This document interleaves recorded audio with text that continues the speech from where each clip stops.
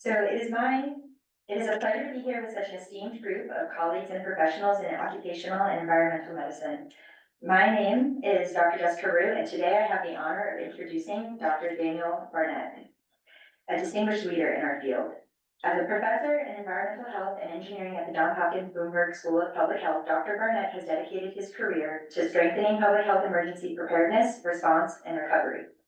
His research, which includes best practice models for disaster surge capacity, mental health and emergencies, and training in public health professionals, has made him a vital contributor to optimizing population health in emergencies and disasters through the resilience and readiness of our health workforce.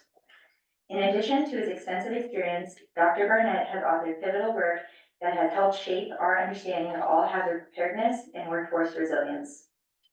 Please join me in welcoming Dr. Daniel Barnett as he shares his invaluable insights that are sure to inspire our continued work in the field.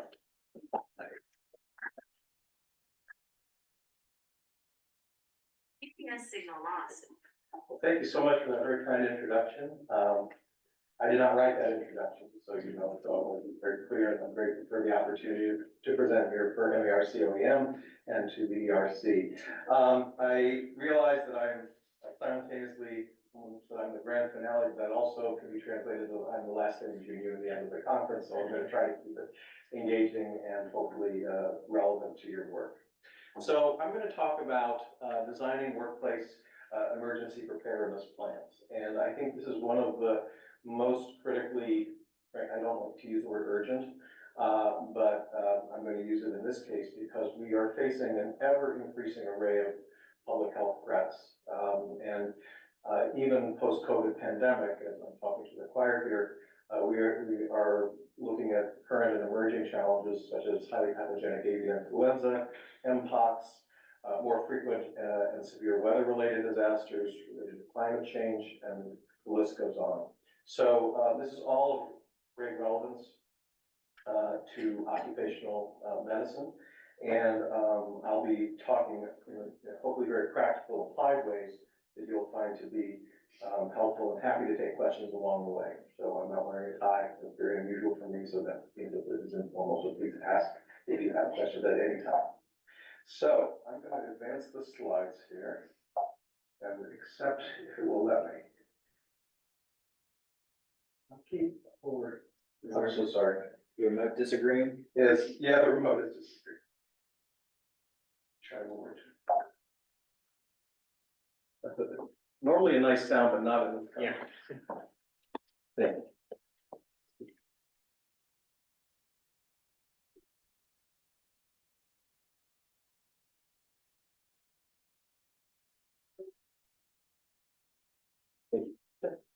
Okay. So I do not do PowerPoint karaoke. I promise I'll not do that today, but the one exception is the learning objectives, which I think are very important, and I'm going to highlight those here. So we'd like for you by the end of this session to be able to describe the relevance for OpMed physicians of what's called the Public Health Emergency Preparedness System. This is a very important system, I think, to be aware of, if you're not already. It was developed by what used to be the Institute of Medicine, now it's NAFCM. We'll talk about that if it's relevant to your work. We'll talk also about the concept of the catchphrase ready, willing, and able. And several years ago, colleagues and I at Hopkins published a concept paper on how those terms can be applied to emergency preparedness. And we'll talk about everything in the context of occupational medicine, of course, along with the next objective, which is continuity of operations planning or COOP. And in many ways, COVID pandemic was the greatest stress test we've had in over a century for continuity of operations planning and execution in organizations, including private organizations, private institutions. We'll talk about the components of effective communication in occupational context with regard to pandemic preparedness and response. I would propose that one of the hardest things we do in public health and occupational health is to communicate risk. And you are all obviously on the front lines of risk communication to your colleagues, to your employees, and your companies or other institutions. Last but not least, I'll talk about a tool, show of hands, and I know we have some folks online. How many of you have heard or used the Haven Matrix? Okay, so this is a really useful tool. It actually has its origins in epidemiology, injury prevention epidemiology. So you may find this tool useful not just for emergency preparedness planning at your organizations, but injury prevention at your organizations as well. Okay, so as I mentioned in the objectives, this is a very important model that basically had its origins in 2002. It was revised in 2008 by, again, the Institute of Medicine at the time, and is still very applicable today in the United States for sure. And I have colleagues that presented this in Canada who also have attested that this is relevant to them. So I don't want to propose that this is relevant in every country, but certainly here in the US. So I'm going to use the green pointer, and I hope you can see it online, but I want to highlight what this is. So this is a set of, it's a hub and spokes diagram that highlights the intersecting sort of actors within what Institute of Medicine, formerly Institute of Medicine, calls the public health emergency preparedness system. At the hub of this system is a very fragile thing, which is the governmental public health infrastructure. In other words, public health departments. So as you're all well aware, public health has long been underfunded and has been required to do more with fewer resources all the time.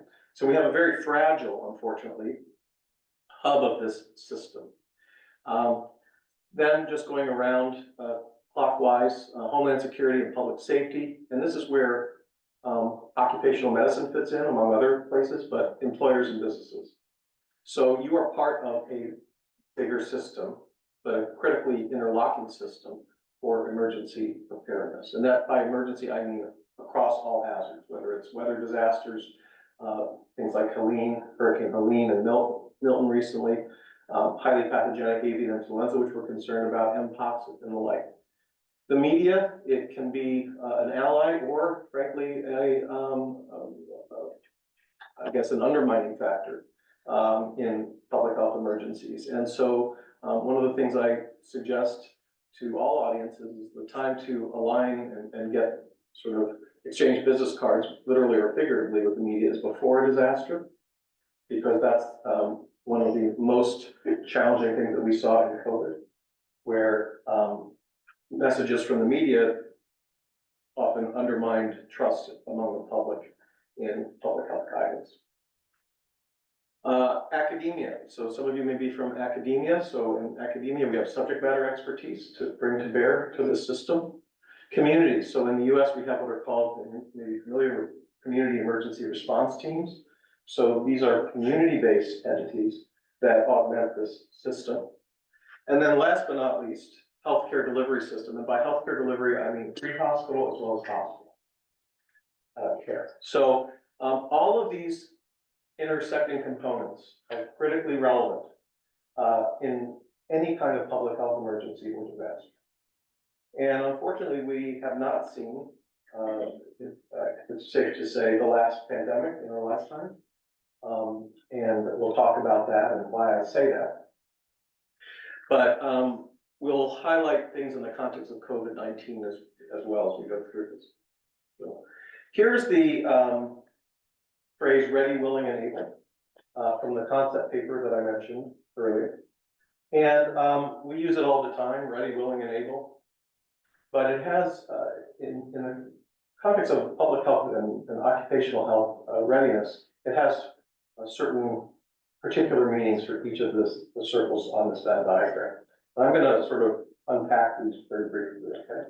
So first is readiness. So in the context of what we're talking about for emergencies and disasters, readiness means it has different sort of scalable meanings. So at the household level, does your family have a personal family preparedness kit? At the corporate level, at your company's level or other organizations level, do you have plans in place for different likely disasters? Have you done what's called a hazard vulnerability assessment? So for example, if you go, this is not in the slides, but just if you type in Kaiser Permanente, HVA, it will take you to a populatable, Excel spreadsheet that will allow your organization to work with emergency planners in your jurisdictions to do hazard vulnerability assessment. For example, if you're from, Florida, hurricane would rank high in terms of likely hazards. If you're from Duluth, Minnesota, no. So it would not rank, hurricane would not. So you need to tailor, one needs to tailor the hazards in terms of likelihood, because there's only a limited amount of investment in resources for planning. So we need to think about likely events. We can't ignore sort of the lower, what we call lower probability, high consequence events, but if something is completely unlikely to occur in your jurisdiction, whether it's a weather type of event that would never occur, or like a snowstorm in Miami, that's not a good time for a good use of resources. So I know that sounds obvious, but that tool that I mentioned from Kaiser Permanente is a very useful one that I recommend. So do you have readiness? Do you have plans in place at your organization? But not only that, have those plans been communicated to your line staff, not just your leadership? Otherwise, it's like a tree falling in the forest, right? So I know that sounds obvious, but you'd be amazed at how often we have great plans, but nobody knows what they are. And that's readiness. And just a couple other quick examples of readiness. Do you have multiple routes mapped out to work? What if the main road in your community is closed by a disaster? Are there alternate routes to get to your workplace? These things may seem simple, but they have great operational significance when we think about emergencies and disasters. Ability is what it sounds like, skills and knowledge. So when we think about skills and knowledge, that's usually the domain of most preparedness training historically. We think about how to use a two-way radio, for example. If you're in a healthcare setting, my father was a pathologist, how to recognize anthrax under a microscope. The kinds of things that we assume if you teach someone how to do, they would be willing to do. But that leads us to this third element, willingness, which we've done a lot. My colleagues and I at Hopkins have done a lot of examination of through research on willingness, not ability, but willingness of personnel, healthcare personnel and public health workers to come to work in high dread environments. And that's very different than ability. So we'll talk a little bit about that, but the idea here is we found significant gaps in willingness to respond, particularly toward high dread events such as radiological events. There's a concept called radiophobia, and there's been research by one of the leading researchers on environmental risk perception is Paul Slovich, who's with Decision Research and the University of Oregon formerly as well, who has identified radiation as one of the highest risk perception threats. So the U.S. Previously, has been totally phased out, although mostly, but has listed a dirty bomb among the highest, what they call national planning scenarios. A dirty bomb is TNT mixed with radiation. And it's unfortunately relatively simple to construct, and the fear outweighs the amount of physical impact of radiation. It's different than a nuclear event. So this would be just an explosive mixed with radiation, ionizing radiation. So in our studies, we've looked at a dirty bomb scenario, and we found low rates of willingness to respond, up to half or less than half, depending on occupational cohorts in hospitals and public health. But also very significant gaps in willingness to respond to weather disasters, anthrax, bioterrorism. We use these as representative scenarios, as well as pandemic influenza. Lower rates of willingness to respond we found for intentional events, so terrorism-related events, with particularly low rates of willingness to respond in the radiological scenario. And interestingly, and others have found this, lower rates of willingness to respond among nurses than physicians in healthcare settings, which is, we need to do more research as to why that is, but nurses, as you know, constitute by far the largest cohort of health providers, so that is a surge capacity threat when we think about mustering surge. Now, we'll talk more about that, but the degree of overlap of this Venn diagram is proportionate to the probability of what we call a quality response. The challenge in, among many challenges in public health and healthcare emergency readiness and response is measurement. What is a quality response? In cardiology, we have terrific metrics for quality, right? But in disaster response, that is sort of a nascent concept still, even though there has been a lot of progress in terms of what is a quality response to a disaster, what are the meaningful metrics. But at least this is a starting point. So I'd like you to just consider this as a framework for thinking about what constitutes a quality response. But we can't forget the willingness piece. And to that point, and I'll talk briefly about this, as part of our research on willingness to respond, we've looked at the factors that modify willingness to respond. The leading modifier of willingness to respond we found is the concept of self-efficacy. You may have heard that concept, pioneered by psychologist Albert Bandura of Stanford. And it basically means confidence that one can perform those roles. So that means when in your occupational health role, and if you're training other people, we need to not just teach people what to do, but highlight how their skill sets translate into being able to do it well and effectively. And that will boost confidence. And so that's really important. So we need to train not just knowledge and skills, but to efficacy. That's the take home. Does that make sense, or just to make sure? Okay. All right. So brief background. We're going to talk about pandemics now. How many of you have been following or getting questions from your employees about highly pathogenic avian influenza out of curiosity? Okay, so let's see a number. And so this is really a challenge because we have seen with regularity, and I'll show this in a moment, influenza pandemics over the past 300 years. That doesn't even count COVID-19, which is a coronavirus, obviously. So when we think about the issue of influenza, we're thinking about seasonal influenza, of course. Out of curiosity, how many of your organizations require seasonal flu vaccination? Okay, so we're seeing that more and more often, unless there are certain exceptions, but usually that's becoming more and more the norm. That's very important for a variety of reasons, because by vaccinating against seasonal flu, it can reduce the likelihood of a human seasonal flu strain mixing with an animal strain to create a new pandemic strain. There's a question online. Oh, thank you. What was the question? I'm so sorry. It's Rachel. I believe she might have been agreeing with having to take a season. Yes, Oh. that was my intent, that we have mandatory vaccine. We've had it for several years. Okay, thank you, Rachel. Yeah, thank you. So this is sometimes there's pushback. There has been pushback. So one of the first hospitals that mandated seasonal flu vaccination is Virginia Mason Hospital in Seattle. And what we have seen is that there has been pushback from unions, healthcare unions and the like. And that's not a critique of the unions, it's just a statement that there has been a sense of, well, wait a minute, why are you forcing me to take something that, but this is a public health issue. And so it may be a challenge that you may experience regularly is why are you telling me as the occupational health director that I need to get a seasonal flu vaccine?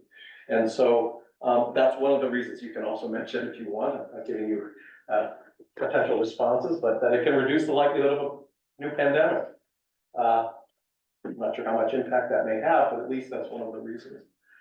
So we are thinking right now, the highly pathogenic avian influenza, which has been around actually for a long time, but we're seeing more concerning cases of potential. There's been just some isolated ones of animal to human transmission, it appears, but we need to sort of investigate that more closely. But, you know, we have been thinking about the next pandemic after the 2009 H1N1 pandemic, probably being a influenza.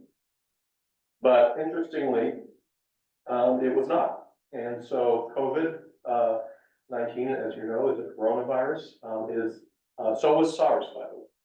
In 2000, how many of you recall SARS in 2003? Okay. Which primarily affected Canada and Southeast Asia, Hong Kong, for example. So we need to be prepared for pandemics of things in addition to influenza. But I'm going to talk about pandemic flu preparedness because, especially in the context of this HPAI, highly pathogenic avian influenza, we need to be mindful of this. The things that are required for a pandemic to happen, it needs to be highly pathogenic. This is probably all reviewed, but I'm just going to have due diligence. I'd be remiss not to share this. Genetically unique, or sufficiently genetically unique that there is limited immunity. and easy transmission person to person. What we are concerned about right now in the public health community is this highly pathogenic avian influenza. If it were to become easily person to person transmissible, we could have the next pandemic on our hands. So this requires ongoing surveillance of new and emerging strains. It's a never-ending process, unfortunately, but it's the reality. So you may get questions at your workplace about, well, what do I do? Can I drink unpasteurized milk? Right? Have you gotten questions, or maybe that's been a topic with regard to HPAI, the current strain? But these are the kinds of things that are relevant to you, I would propose, in your occupational health role, because these are the kinds of questions your employees may ask you. So, very important to stay on top of these emerging threats. Seasonal flu, just review, 36,000 deaths annually. This is US data. Okay. And the highest risk groups are young children, the elderly, and those with pre-existing cardiopulmonary conditions. Has anyone seen this photo before, out of curiosity?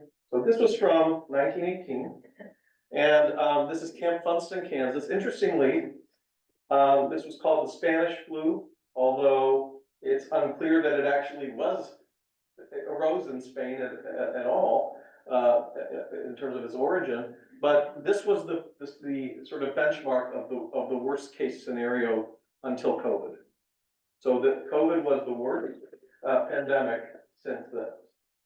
And very importantly, there have been 11 pandemics over the past 3 centuries with influenza. And they occur with a certain degree of regularity that we'll talk about. So that's why when I said earlier that it's likely that we will experience another influenza pandemic in our lifetimes, it's not just idle speculation. And we need to, from an health setting perspective, it's critically relevant to be ready for the next pandemic.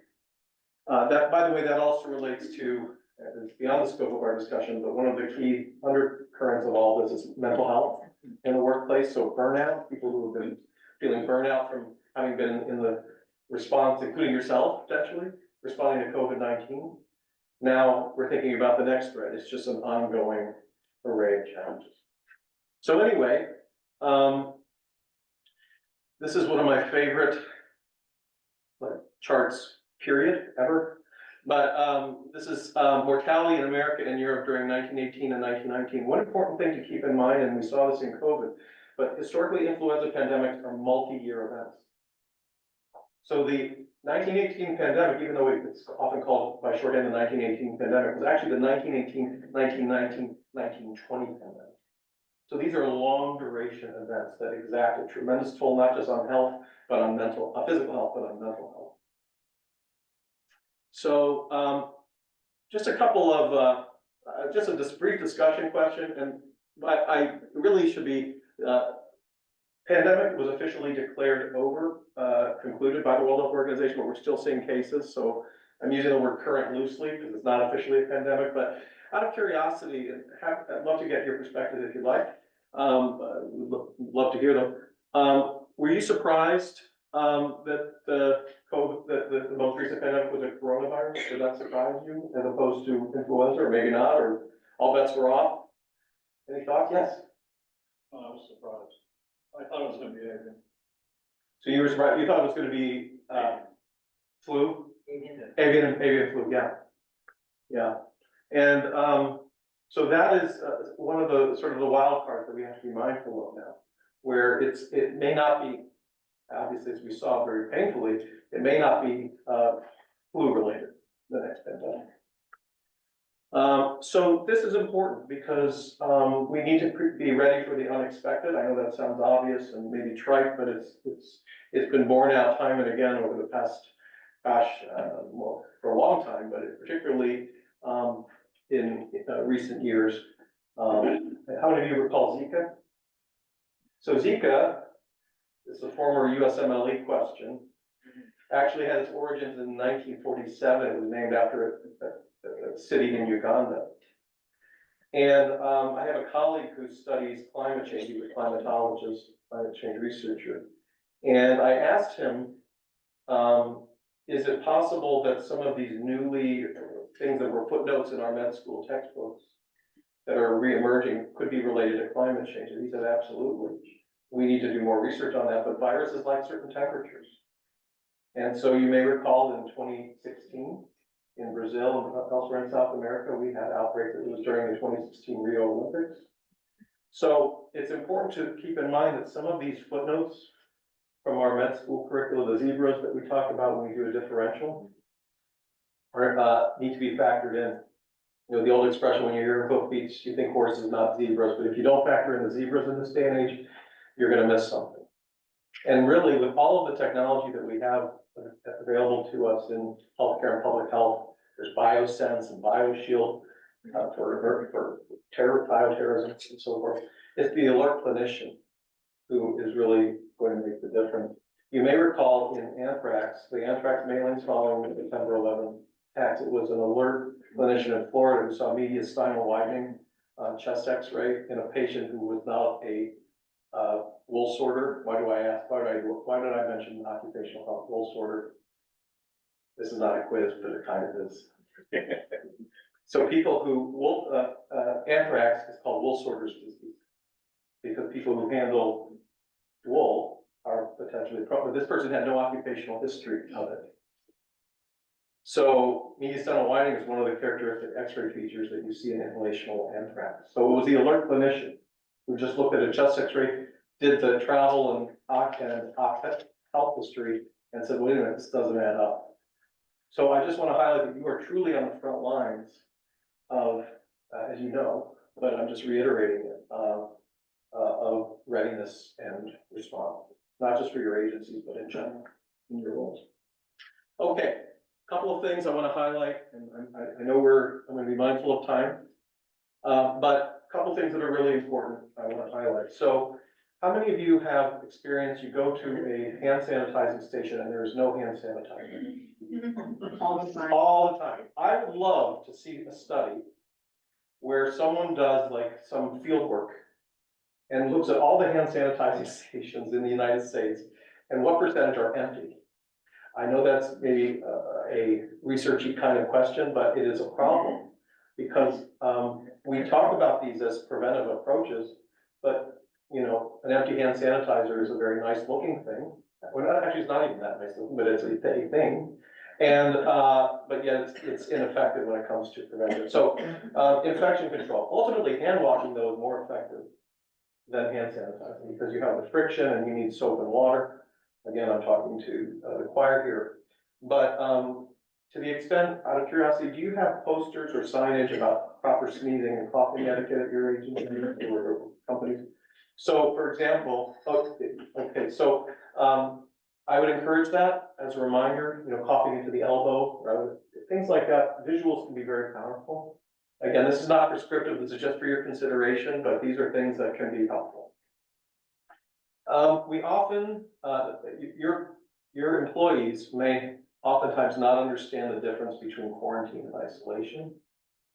I'm seeing, so there are oftentimes, you oftentimes see isolation and quarantine like it's one thing, right? So as you know, isolation is for someone who is sick, right? It's sequestering that person who is symptomatic and sick. Versus quarantine is sequestering someone who may have been exposed, but is not yet sick. That's a very important distinction. And I think one that gets under-addressed in how we communicate risk to everyone, frankly, about infectious disease threats. So again, when we think about countermeasures, we talk about non-pharmaceutical interventions. That was the last slide, hand washing and the like. Well, here we're talking about therapeutic countermeasures, antivirals, so whether it's Paxlovid, for example, in the case of COVID, or Tamiflu for influenza, seasonal flu vaccination, of course, and pandemic strain-specific vaccine. So one of the big challenges I would propose is communicating or risk about vaccination in the wake of COVID, because so much of it was politicized, as you know, and there's a trust deficit, unfortunately, as a result of that.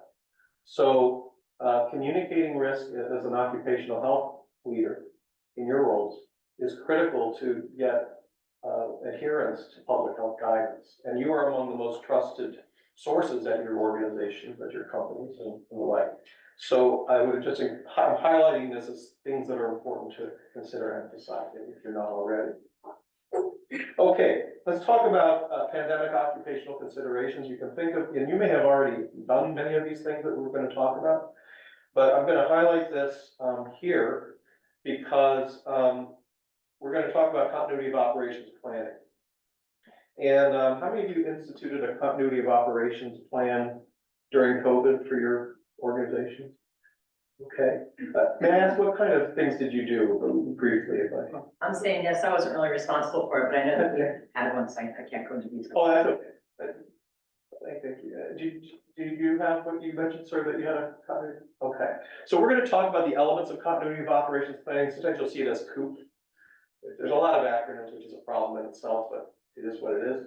So we're gonna talk about COOP and what it means here in the context of keeping your organization functional, keeping your company functional during a pandemic or other kind of emergency and disaster. Sorry, it's slightly blurry, but I will use the laser pointer here. So I'm just gonna quickly walk through the phases of continuity of operations planning. And the first phase is creating plans that address what we call all hazards assumptions. Now, all hazards means what are the kinds of things that we would experience in a disaster, whether it's COVID or influenza, right? There are certain commonalities. Now, having said that, it's also important to have scenario-specific plans. Right? A weather disaster, Hurricane Helene, has a very different impact on public health in many ways than a pandemic. But starting with, for example, one all hazards assumption is that you're going to use the incident command system. How many of you use incident command or related structures at your companies? Okay, so very important. Incident command is extremely well understood and well versed in public safety, so law enforcement and fire services, but we don't do it as much. We don't practice it as much or implement it as much in public health and occupational health. And so I would encourage you, as part of your, when you're thinking about exercises and drills moving forward post-COVID, to think about who is the to know who is the incident commander at your company. It may be you, I don't know, but deciding who that is pre-event is critical. And we're going to talk about other aspects here now. So identify what are the critical functions and services that your organization needs to keep going. And the other side of this is what are not as critical. So it's not just one thing, but identifying what are critical functions and services, identifying the key personnel that relates to incident command, leadership and the like, and orders of succession. What if someone becomes ill among your leadership team? Who is the backup? Do they know that they're the backup? Have they been trained as much as the frontline person in case that occurs? Provide data support with vital records, identify alternate facilities. So there may be, as we saw in COVID, telework. And that has fundamentally, as you know, changed the workplace in terms of how we do work currently. The brick and mortar office is not totally extinct, but it's changed greatly since COVID in terms of that aspect. So identifying communication systems and emergency contact information, making sure, and it sounds very obvious, but making sure that you have the current emergency contact information for everyone if you're doing a call down tree. And with multiple backups, so home, cell, and the like. Reinforced by education, training, and exercises, and reviewing at least annually.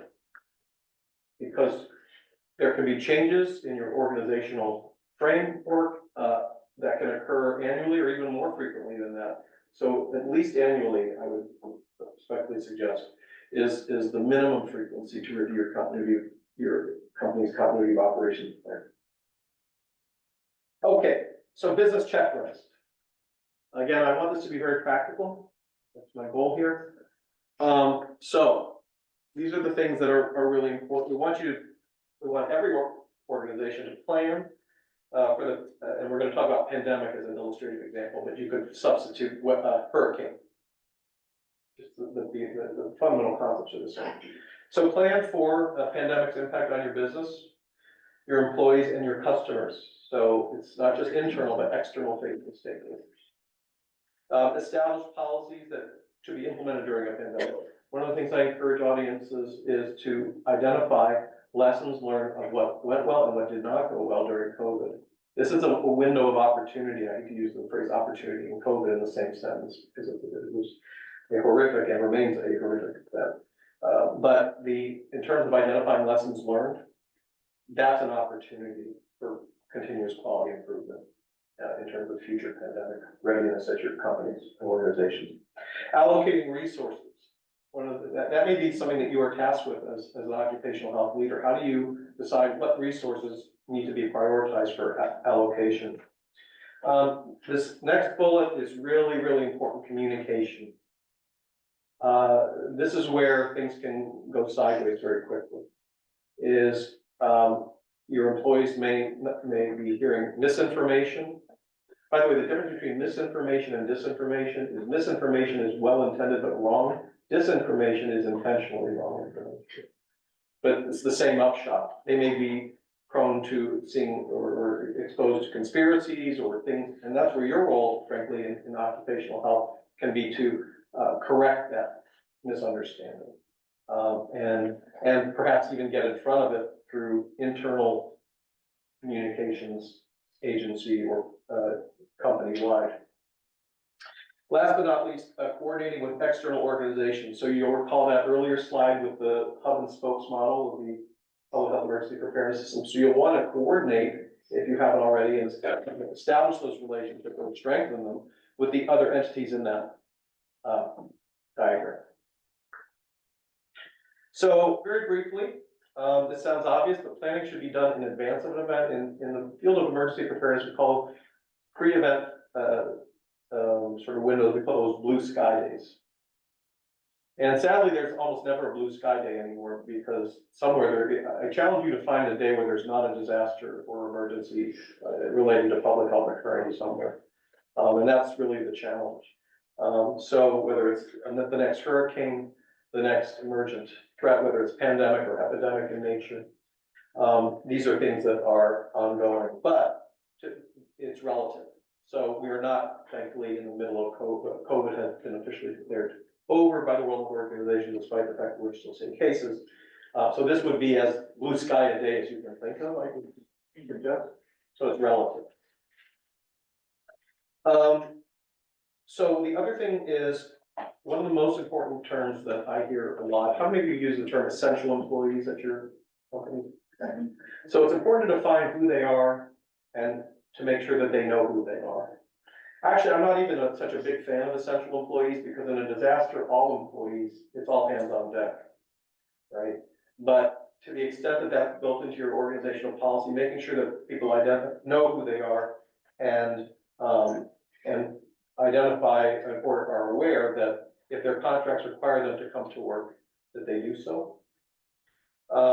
And that's part of the readiness piece that I mentioned earlier. You can have the plans in place, but it needs to be communicated clearly to your internal stakeholders in this case. So how do you identify them? How do you let them know? Do they get extra pay? Did any of your organizations get requests for hazard pay from your employees or other kinds? I'm seeing heads nodding. So this is something that's unique to a given organization, but in terms of what your policy may be, but it's a common request. And it's an understandable one, frankly, because employees are concerned that they're putting themselves in harm's way. And so that's something, again, that is for your consideration, and I defer to you on whether that's feasible. Training and preparing all employees, all hands on deck. Importantly, this is a slide that came from one of our earlier studies from our research team at Hopkins that looked at modifiers of willingness to respond in public health agencies. We looked at willingness to respond this was back in 2006 to an influenza pandemic scenario. And it was published in 2006, and we did a study in 2005. Interestingly, it was H5N1, which is still percolating, and that's one of the things we're concerned about with this highly pathogenic avian influenza now. Anyway, we hypothesized, we asked basically about willingness to respond among 3 health departments in Maryland toward a hypothetical influenza pandemic. And we hypothesized that the leading reason that they might not be willing to come to work in a disaster or in a pandemic in this case is fear about their own health and safety for themselves and their families. That was indeed important, but to our surprise, it was not the leading modifier. The leading modifier was how important that employee perceived their role to be in the organization's response. So employees who perceive their roles to be important were, you see that 9.5, 9.5 times more likely to be willing to respond than employees who perceive their role to be unimportant. That's an important, no pun intended, finding, because what an employee can perceive their role to be unimportant and be factually wrong. Their role may be critically important. It's just that through training in the agency or organization, it's never been explained how and why their role is so important. And that's a term that, again, not to get too theoretical, but that's called response efficacy. It has nothing to do with emergency response. It means, do I matter? And that's something that as occupational health physicians, you can inculcate in your employees and colleagues, the real sense, not just a feeling, but the how and why they matter based on their skill set in an all hands on deck event. Okay. So, potential impact on financial and business. So again, this is all continuity operations planning. So planning, you know, the old expression, proper planning prevents poor performance. This is something to do now. And I would encourage you again to consider going to that Kaiser Permanente hazard vulnerability assessment tool. It's free and you can use it if you're not already, but it's important to do so in coordination with your jurisdiction, because it may be very likely that your community, your public health agency, or your jurisdiction has done that. So you want to sync that up. So that's part of that interfacing component from that hub and spokes diagram, where you're communicating with your health department. We talked about incident commander. So there should be an incident commander in every company, within the company, not just in the government, but so identifying the ICS structure for your organization in advance and making sure that they have training. So there's FEMA trainings, and we have trainings also that I've done. But the idea here on incident command is that unless you really sort of not just know it, but do it through practice it through exercises and drills, it's hard to get good at it. Unless you're in law enforcement and fire services where you do it every day. And so in most settings, other than those, including public health, we don't do it every day. And so this is really important, but it's important to establish, pre-identify who those folks are, what their respective roles will be. This is really important to the public information officer. How many of you corporations have a public information officer? And it's very important to engage them with other stakeholder groups and agencies. Okay. So, flexible work site considerations. This is basically thinking about planning for the next influenza pandemic here. So this is not just hypothetical discussion. This is what can be done now to prepare for what we will likely see. There's been typical windows between pandemics. Influenza pandemics have been about 24 years. So, but we are seeing, we don't know when the next pandemic will be. And again, so you can think of this as sort of a toolkit, this presentation and its elements as a potential kind of toolkit of things to think about in preparing for the next pandemic or other emergency that may affect your community and your organization. Okay, hierarchy of, for this audience, normally I go through this in great detail, but this is occupational physicians, so you know hierarchy. Show of hands who are familiar with the hierarchy of engineering controls. Okay, I'm gonna skip that. This is in your notes, okay? But remember, the less people need to think about what to do, the more reliable that is. Does that make sense? So not leaving it up to people to make decisions. I know that sounds very draconian. I don't mean it that way. But structuring things so that people don't have to think about it, your employees don't have to think about it, is better than things that they have to think about. Well, what do I do? Should I do this? That's the gist of the hierarchy of engineering controls, as you know. So I'm gonna skip that.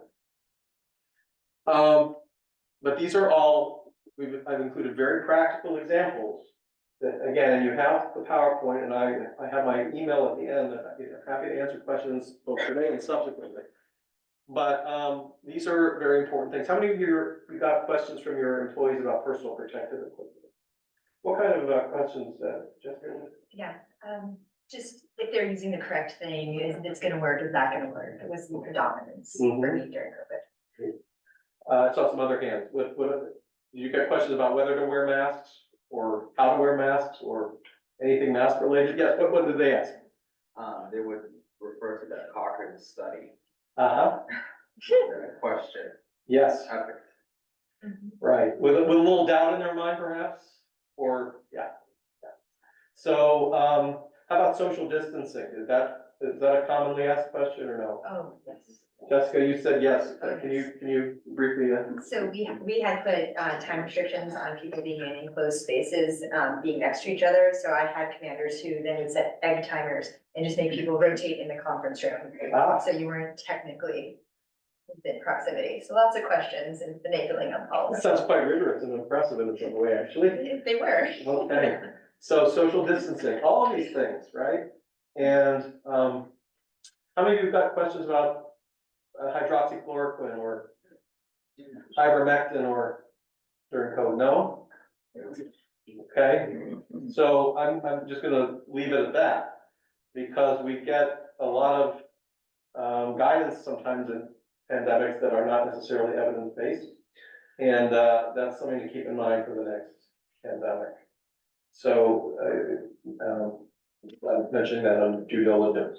HR questions, how will I get paid? How is my check gonna get cut? And the like? What's that? Sick leave. Sick leave. Could you elaborate briefly on that? What kind of questions did you get? I mean, when the initial protection went away and then employees didn't want to report that it went away because then they have to use their personal sick time. Yes. The government, I work for the VA, and the government is no longer providing that.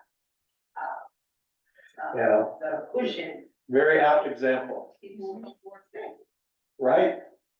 Which, by the way, we talk about absenteeism, there's something, the reverse of that is presenteeism. When someone should not come into work and expose others, but does so because they're concerned about losing their job. Yes? I wonder if you're seeing anything, one of the reasons so many people, I think, were defined as essential employees, they really weren't, was because supervisors didn't know how to manage people remotely. And so, you know, they wanted to be able to see what they were up to, or maybe just setting up work environments, just kind of a challenge of managing a remote environment when you have usually a whole group of coders and builders, for example. Right. In an office setting, was too much of a challenge. And I don't know if companies are using this lull, if you will, to try to prepare better for that, so that, that's not, a rationale or excuse for keeping people together when they could do the work. Yeah, terrific question, and, I have not seen any studies that reflect whether that's being examined. It's a great research question, because, now is the time to identify how telework can be factored into the mix of all of it. Yeah. Great comment. So that's something that you might be able to assess within your own organization, maybe a survey or some sort of, because that's the kind of thing that has operational implications. Great comment, question. So again, allocating resources, and this relates to your excellent comment, moment of telecommuting or teleworking. And how do we factor that into organizational expectations for your employees? So, I'm just gonna briefly, I'm not gonna rattle off everything on this list, but how are you coordinating with,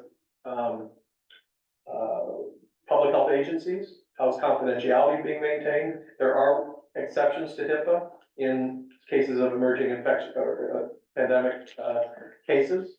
And so it's important to know what those policies are, both from a legislative standpoint as well as organizational one. What is the health benefit package?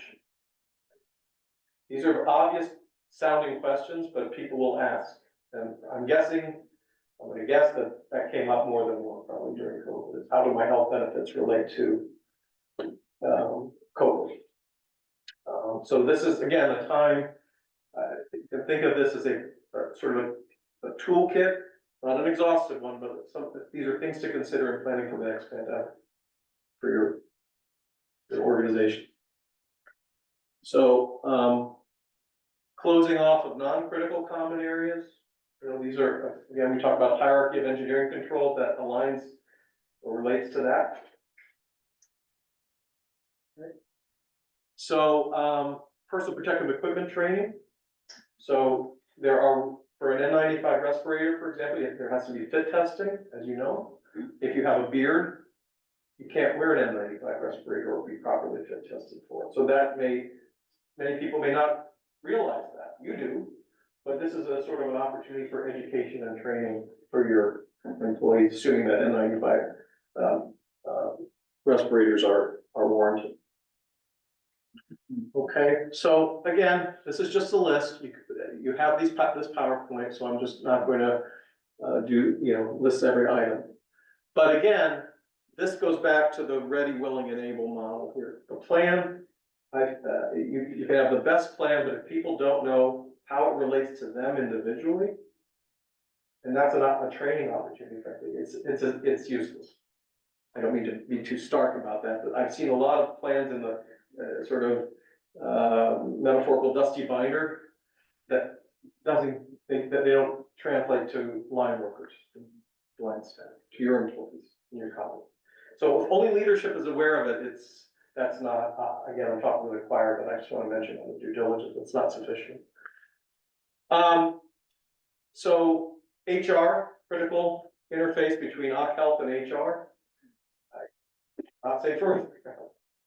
But I saw heads nodding, so clearly that resonates.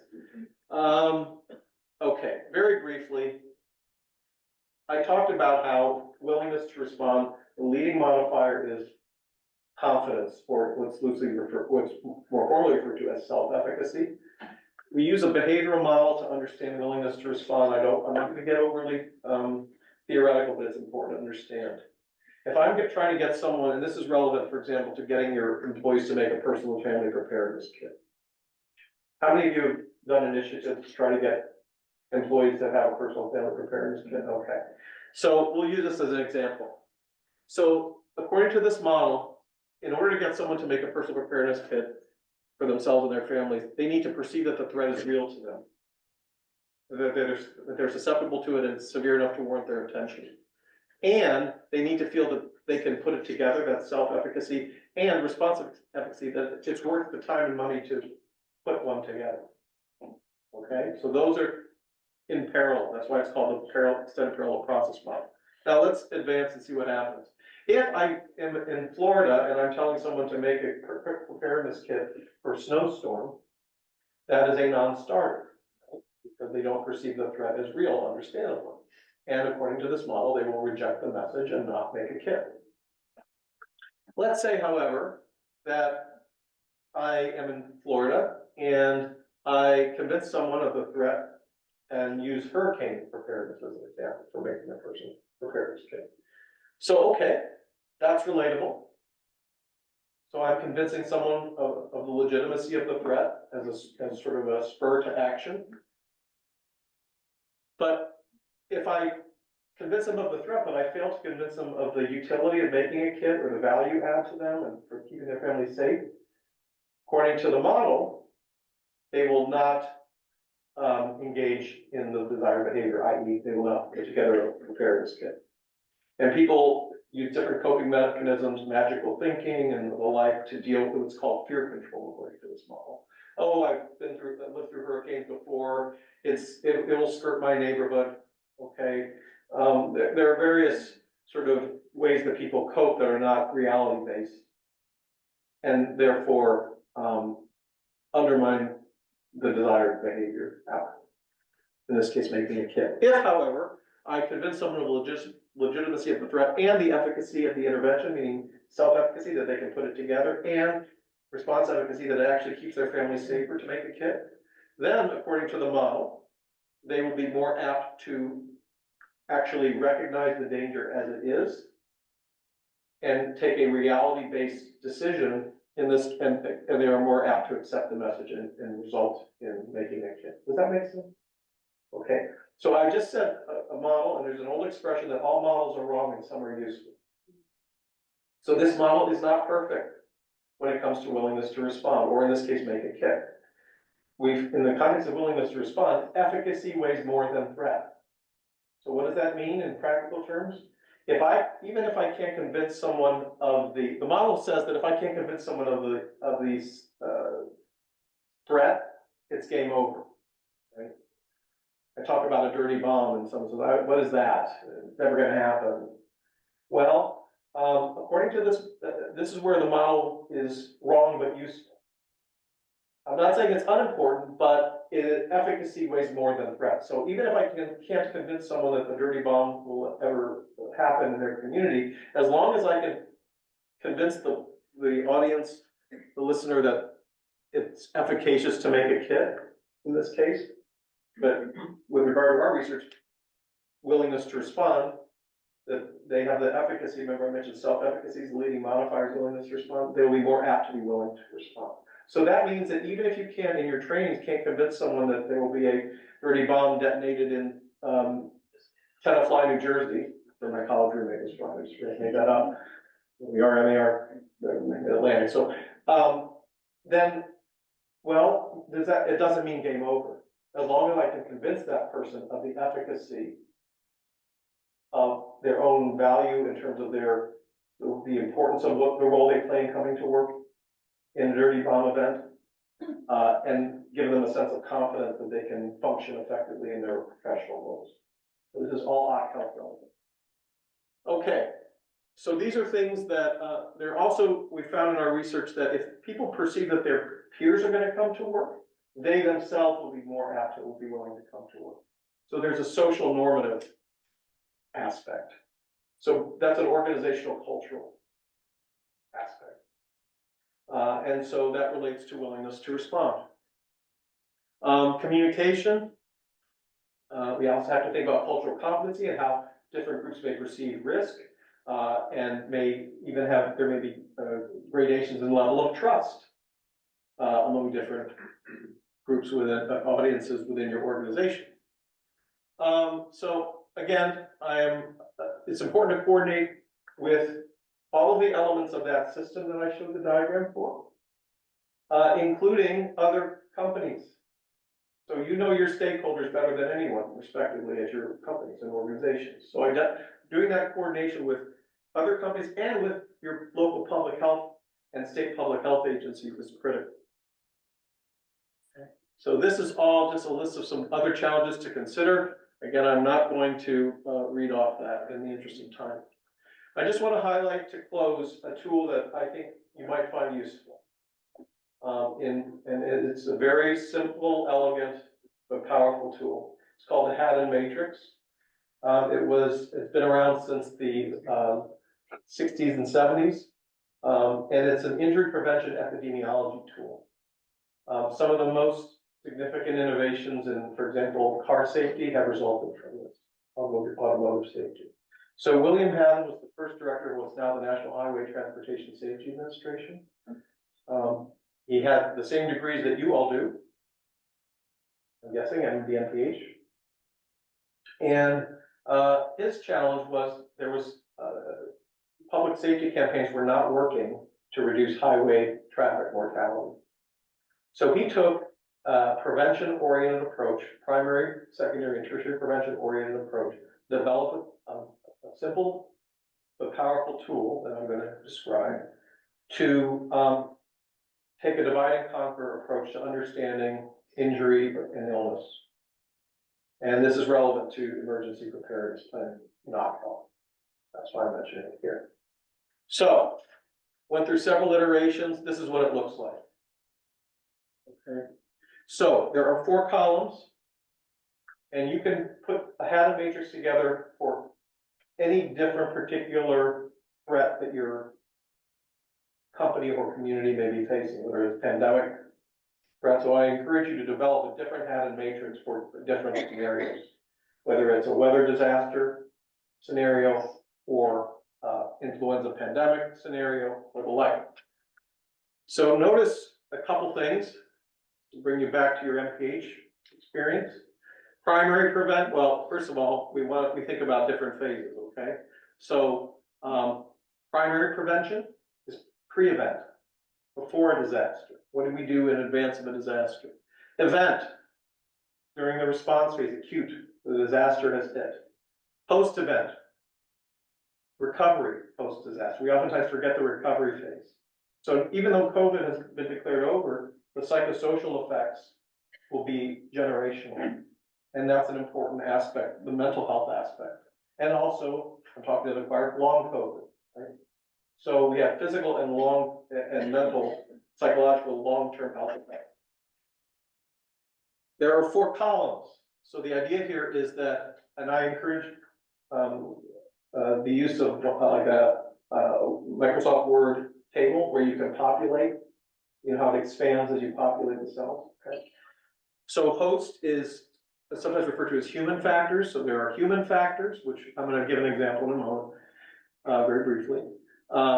And the human factors, it would be important to list out what are the human factors that are relevant to that event scenario before it happens, while it happens, and after it happens. Importantly, this can be done on a blue sky day. And as you learn more about an event, if and when it materializes, you can update it by saving it and doing like a, you know, save as with a date, because you can update this in real time. We typically in disasters don't know everything we want to know at its onset. So, and that includes pandemics. So this allows for real-time development and helps with look-back analysis afterwards. How did you sort of stay on top of what occurred? And you can look back at your various dated, with the dates, versions of the Haddon matrix as you learn more about the threat. So we didn't know, and we still are learning so much about COVID-19. So let's just talk briefly. So host is human factors. Agent is the least modifiable column. So the agent would be SARS-CoV-2 for COVID-19. There's not much we can do about the virus itself. We can do things in the other columns though. Physical environment, for example, social distancing. Sociocultural environment means laws and policies. And also policies within your companies. So you can fill this out by going down each column like this, across the table, or either way, or like this. But I encourage you to, it's ideally suited for a group brainstorming activity, because you want to have epidemiologists or others who are expert and in that scenario planning to fill this in as much as you can. Okay, so very briefly, I'm going to give you a simple model. This is oversimplified. This is a pedestrian injury example, okay, because I want this to be very practical. So let's say we have a pedestrian injury. We're trying to reduce rates of pedestrian injury we're using the Haddon matrix. And in reality, you have lots of things for each cell, okay, but I'm just simplifying it. So let's say you have a problem, what's another part of our region? Wilmington, Delaware. Delaware, right? I'm just being local here, regional. Okay, so Wilmington, Delaware, there's a problem at a particular street where pedestrians are getting struck and killed by vehicles. That's just totally hacking up. I don't even know if that's the case. So, how can we use the Haddon matrix? And I want you, as we do this, to think about how you would apply this to a disaster within your organization. I'm just using this to illustrate, okay? Okay, so, pre-event. You would think about all the human factors that might be relevant to someone getting struck and hit by a car at that intersection in Wilmington. Could be an intoxicated pedestrian. Could also be an intoxicated driver. What's that? I was driving the other day and the person walking across was looking at their eye. Yes, exactly. These are the kinds of things that you'd want to populate. That's right. And so, someone looking at their phone. The agent could be a speeding vehicle. This is pre-event, this is before the moment of impact on the of the car with the pedestrian. Does that make sense so far? With the phase, okay. Intersection with poor lighting is a physical environment example. Again, this is just random, I'm just choosing this to illustrate. Sociocultural environment, low rate of enforcement of yield laws. In some jurisdictions in Maryland, if you go 38 miles an hour, you're gonna get a ticket. In other parts of Maryland, you go 45 and red lights are optional. That's not an insulting comment, it's just factual. Is this being recorded? I'm sorry, it's so, anyway, joke. But the idea here is that you know this yourself, right? There are places where there's very strict enforcement of automotive safety or driving safety and places where it's more lax.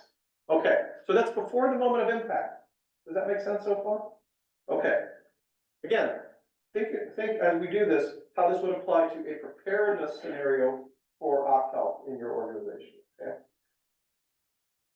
Event, moment of impact. Osteoporosis in an elderly patient, right? More susceptible to bone fracture. Front end profile of the car. So if you have a high front end profile, depending on the height of the pedestrian, that affects the pattern of injury, right? Road surface characteristics, are there potholes? Is it icy? Is it icy with potholes? Whatever the case may be. Speed limits. Well, are they suggestions or are they actually enforced speed limits?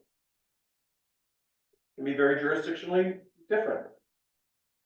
Post-event, after the moment of impact, an older pedestrian perhaps may have a longer period of convalescence or more complications following the impact, depending on the underlying health condition of that individual. Crash investigation with vehicle inspection is an agent or vehicle post-event. Distance to the nearest trauma care facility. You're familiar with the golden hour, right? So that's that 1 hour window, more or less, that's considered to be, in the case of a trauma can make the difference between life or death. And regionalized trauma care is sociocultural. Does this make sense? So we've taken what seems like a simple event, someone getting struck by a car, and we've unpacked it into before the impact, at the moment of impact, and post-impact, and the factors that influence each of those respective phases.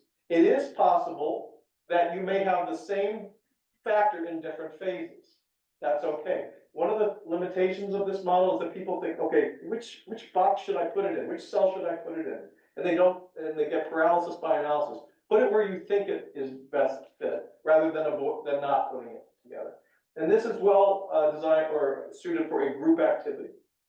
So having other experts working alongside you is a value add for this. So I would encourage you to consider using the Hammond matrix at your organizations to help identify strategies at this time in a blue sky relative environment, at least in our region, the Atlantic region, for identifying and brainstorming strategies. And again, and identify the scenarios that you choose using, for example, the hazard vulnerability assessment tool from Kaiser Permanente. Does that make sense? So make sure. Okay. So we're wrapping up. This has been used a lot. This is a very abbreviated list, but it's been used for everything from driver's fatigue to safety belts. A lot of automotive innovations are rooted in the Hammond matrix in terms of safety. And you can do it in different phases. It's helpful for risk reduction, even thinking about acute response as well as recovery. Remember, a response maps onto the event phase. Recovery maps onto the post-event row. Post-event phase of the Hammond matrix. It's scalable. You can use it for your organization only if you want. Or you could make it regional and using this as a tool with partners in your jurisdiction, whether private and public sector or both.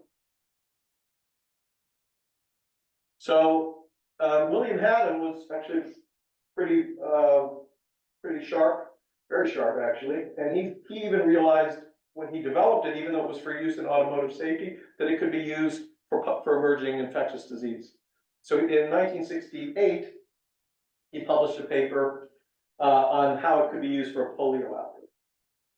So even then, he was thinking, wait a minute, this is not just useful for reducing highway traffic morbidity and mortality.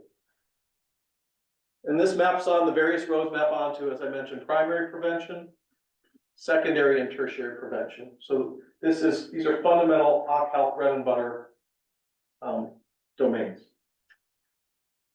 So again, this is things I've already talked about, but this tool maps onto the epidemiologic triad of host, agent, and environment, right? Human factors as host. Agent, we talked about as the least modifiable column. We have to work around the agent with the human, physical, and sociocultural, and sociocultural columns. So environment is comprised as physical, right? Physical environment and sociocultural environment. And these include laws, policies, and attitudes. And physical includes the actual infrastructure, going back, for example, to hierarchy of engineering controls. Does this make sense? Okay. Again, I want this to be very practical.